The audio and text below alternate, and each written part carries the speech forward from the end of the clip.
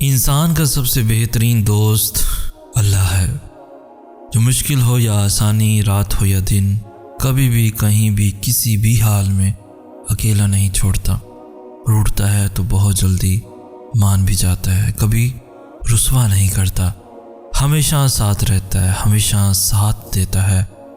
اور اللہ سے دوستی کے بعد پھر ایک وقت آتا ہے جب آپ کو تنہائی سے ڈر نہیں لگتا، اکیلا رہنا برا نہیں لگتا، آنکھوں میں لوگوں کی وجہ سے آنسو نہیں گرتے، ہونٹوں پہ ہر وقت مسکراہٹ رہتی ہے، ہم سے کوئی بات کرے نہ کرے دل مطمئن رہتا ہے۔ وہ ایک لمحہ جب درد کی شدت دل کو سجدے میں جھکا دے اور ہر آس و امید بس اللہ سے لگا دے۔ نصیب کے پیارے ہوتے ہیں وہ جنہیں اللہ خود اپنی طلب میں لگا دے۔ سب کچھ پاس ہو کر بھی، گاڑی، بنگلہ، پیسے، سب کچھ ہے، مگر بے سکونی ہے تو سمجھ لو تمہارا دل دنیاوی چیزیں نہیں چاہتا، بلکہ وہ اللہ سے جوڑنے کے لیے تڑپ رہا ہے۔ خود کو اللہ سے جوڑ لو، ہمیشہ کا سکون تمہارا مقدر بن جائے گا انشاءاللہ۔ حضرت امام علی علیہ السلام فرماتے ہیں، جب کسی کو کسی سے رشتہ ختم کرنا ہوتا ہے تو سب سے پہلے وہ اپنے زبان کی مٹھاس ختم کرتا ہے۔ بری نیت کے ساتھ بظاہر کیے جانے والے اچھے عمل کو بھی پھل نہیں لگتا، لیکن اچھی نیت کے ساتھ کیے گئے چھوٹے سے چھوٹے عمل کو بھاگ لگ جاتے ہیں۔ یہ ہماری کھوٹی کھڑی نیت ہی تو ہوتی ہے جو انجام بد اور انجام خیر کا باعث بنتی ہے۔ توکل سے قسمت بعد میں اور دل پہلے بدل جاتا ہے، دل کو قرار آ جاتا ہے اور انسان رب کی رضا میں راضی ہونا سیکھ جاتا ہے۔ جو اللہ کو دنیا سے پہلے رکھتا ہے، اللہ بھی پھر اسے دنیا سے پہلے رکھتا ہے۔ اللہ کو محبت کا مرکز بنا لو، پھر دیکھو کیسے ساری محبتیں بھاگ کر تم تک پہنچ جائیں گی۔ اللہ ہی محبت کا پہلا اور آخری حقدار ہے، بیچ کی ساری محبتیں تو بس چند لمحوں کی کہانی ہے۔ اگر کسی انسان کی پرسنل سپیس ڈسٹرب کی جائے تو اسے بے آرامی، پریشانی، غصہ کچھ بھی آ سکتا ہے، یا پھر یہ سب چیزیں اکٹھی بھی ہو سکتی ہیں، اور ایسا مسلسل ہو تو اچھا بھلا آدمی نفسیاتی مریض بن جاتا ہے۔ اگر تم اداس ہو، سمجھ نہیں آ رہا کہ کیا کرو، کچھ بھی صحیح ہوتا نظر نہیں آ رہا، مگر دیکھو وہ رب تمہیں نہیں بھولا، دعا کا راستہ تمہیں اس نے دیا ہوا ہے، ابھی بھی تمہارے ہاتھ میں ہے، تو پھر یہ یقین رکھو کہ دعا قبول بھی ہوگی۔ یہ مشکلات زندگی کا ایک حصہ ہے، پوری زندگی نہیں۔ دن اچھے بھی آئیں گے تمہارے، کیا ہوا جو آنسو خشک ہو گئے ہیں، کیا ہوا جو اب الفاظ بھی نہیں ساتھ دے رہے، اور اب تو تمہاری خاموشی بھی سن لیتا ہے۔ ایسے ہار مان کر مت بیٹھ جاؤ، سب ٹھیک ہو جائے گا، کیونکہ وہ رب العالمین تم سے بہت محبت کرتا ہے۔ یقین رکھو اللہ نے جو تمہارے لیے لکھا ہے وہ آخر میں تمہارے ساتھ ہوگا، پھر لوگ جتنی بھی رکاوٹیں کھڑی کر لیں، پھر نصیب جتنی بھی کوششیں کر لے۔ یاد رکھو صرف دعاؤں سے معجزے نہیں ہوتے، معجزوں کے لیے سر کو بھی جھکانا پڑتا ہے۔ جب دن میں 5 دفعہ اللہ کو منانے جاؤ گے تو نصیب کیسے تم سے روٹھا رہ سکتا ہے۔ نماز یقین کو مکمل کر دیتی ہے، اور مکمل یقین رکھنے والوں کے لیے ہی تو اللہ کن فرماتا ہے۔ سینکڑوں مثالیں موجود ہیں کہ لوگوں نے دعاؤں سے اپنے پسندیدہ شخص اپنے مقدر میں شامل کیے۔ تم بھی اللہ سے نا امید مت ہو، ان لوگوں کی کہانی اللہ نے ہی مکمل کی، وہ تمہاری کہانی بھی ادھوری نہیں چھوڑے گا۔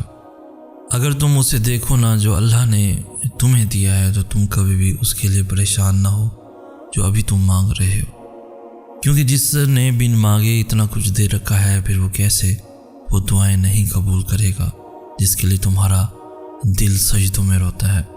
جب انسان بچوں کی طرح اللہ کو اپنی من پسند چیز کے لیے مناتا ہے، طرف سے گر گراتا ہے، تو وہ مان جاتا ہے۔ اسے اپنے بندے کی معصومیت بھری یہ ادا بہت پسند ہے۔ اللہ ایک دن پھر تم پر ایسے مہربان ہوگا کہ یہ دل پھر سے مسکرانے لگ جائے گا، اور پھر اللہ کے ایک ہی حکم سے تمہارا نصیب بدل جائے گا۔ جو کنویں سے نکال کر یوسف کو مصر کے تخت پہ بٹھا سکتا ہے، بھروسہ رکھو وہ رب تمہارے غموں کو بھی خوشیوں میں بدل سکتا ہے۔ لوگ ہمیں توڑتے رہتے ہیں، اتنا توڑتے ہیں کہ ہم ٹوٹ کے ذرہ ذرہ ہو جاتے ہیں، اور اس ذرے ذرے کو اللہ اپنی محبت سے اتنا مضبوط جوڑتا ہے کہ وہ دوبارہ ہمیں دنیا کی کوئی طاقت توڑ نہیں سکتی۔ ایک دن تمہارے پاس وہ سب ہوگا جسے پانے کی امید میں تم اتنی دعائیں کرتے ہو، راتوں کو اٹھتے ہو۔ اللہ تمہیں وہ سب کچھ دے گا جس کی تم تمنا کرتے ہو۔ تمہارا انتظار کبھی بھی ضائع نہیں جائے گا۔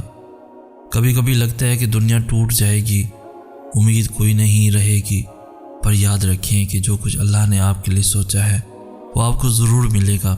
بس کبھی بھی نا امید نہ ہوں، کیونکہ جو کچھ اللہ کرتا ہے وہ بہتر کرتا ہے۔ سب کی کہانیاں اللہ کے ہاتھ میں ہیں، پھر پریشانی کیسی؟ وہ جو پرندے کو ہوا میں تنہا تھامتا ہے وہی آپ کے مستقبل کو بھی تھام لے گا۔ کیا ہوا اگر وہی تمہارا نصیب ہو جس پر تم ہمت ہار بیٹھے ہو؟ صبر سے گزار کر اللہ پھر تمہارے یقین کا بھی امتحان لیتا ہے۔ وہ تمہیں سزا نہیں دیتا بلکہ تمہیں اپنے پاس لانے کے لیے آزماتا ہے۔ تم یہ کیوں نہیں سوچتے کہ دینے والا مقدر اور تمہارے وسوسوں سے بہت بڑا ہے؟ کیا ہوا اگر اللہ نے مقدر کا وہ حصہ نامکمل اس لیے رکھا ہو کہ تم اس خالی جگہ کو اپنی دعاؤں سے، اپنی چاہت سے مکمل کر لو؟ دعاؤں کا مسلسل تمہارے لبوں کی تسبیح بن جانا اللہ کی طرف سے تمہارے لیے قبولیت کا ایک اشارہ ہے، اور دعائیں مانگتے رہو، اسے اپنے بندے کے اٹھے ہوئے ہاتھوں کی لاج رکھنا آتا ہے۔ خزاں میں ایک ایک کر کے اپنے تمام پتے کھو دیتا ہے وہ درخت، مگر بہار کی امید کبھی نہیں چھوڑتا۔ تم بھی رب العالمین کی رحمت کی امید نہیں چھوڑنا کہ بہار سے لطف اندوز وہی ہوتے ہیں جنہوں نے خزاں کی شدت محسوس کی ہو۔ جب تمہارا دل گھبرا جائے، جب تم بہت زیادہ پریشان ہو جاؤ، جب کہیں سے بھی تمہیں امید نہ مل رہی ہو، جب ہر کسی سے تمہیں تکلیف بس مل رہی ہو، تمہارا دل بے چین ہو رہا ہو، اس وقت علم نشرہ پڑھ لیا کرو۔ بے شک مشکل کے ساتھ آسانی ہے۔ جو رب ایک ماہ صبر کرنے پر انعام عید کی خوشی سے نوازتا ہے تو وہ تمہارا سالوں کیا گیا صبر رائے گاں کیسے جانے دے سکتا ہے؟ وہ تمہارے درد کو محسوس کرتا ہے، وہ جانتا ہے تم کتنی تکلیف میں ہو، اسے پتہ ہے تمہارا ٹوٹنا، تمہارا ٹوٹ کے بکھر جانا۔ تم صبر کی انتہا پر ہونا تو سنو، اس کی مدد بس پہنچنے والی ہے۔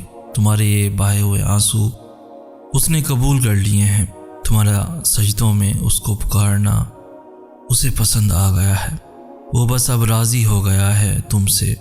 تمہارا نصیب اب بہت جلد بدلنے کو ہے، تمہاری بے رنگ زندگی میں اب وہ رنگ بھرنے والا ہے۔ اب تمہارا گھر بھی خوشی کے پھولوں سے مہک جائے گا۔ یقین کرو تم اپنی دعاؤں کی قبولیت جلد دیکھو گے۔